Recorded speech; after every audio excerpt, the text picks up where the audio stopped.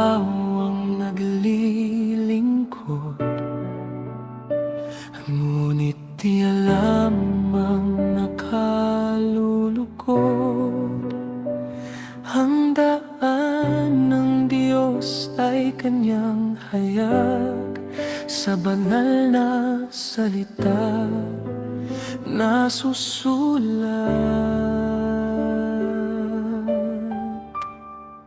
Paraan ng tao'y hindi sa Diyos, huwag mong isipin sa Kanya ito. Kung gaano kataas ang langit, paraan niya'y higit sa tao.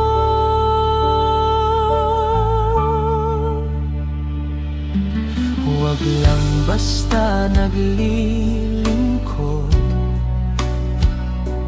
alamin mo ang nakalulugod. Kilalanin mo siya na iyong Diyos, salita niya'y pag-aralan ng lubos.